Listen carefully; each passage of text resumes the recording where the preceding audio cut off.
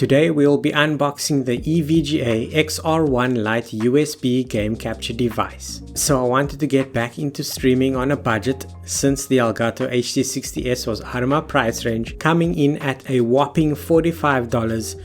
I could not resist to give this a bash since it has similar features compared to the HD60S. Let's take a look at some of the features. Supports up to 4K at 60 FPS pass-through, supports up to 1080p at 60 FPS capture, supports your PC and gaming consoles. USB 3 connection, therefore everything is in real time with no delays when capturing.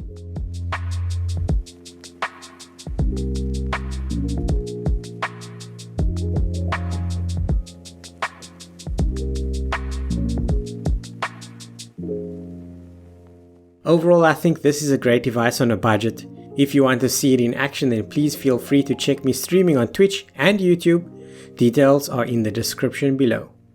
If you enjoyed this video, then smash that thumbs up button and subscribe for more awesome videos.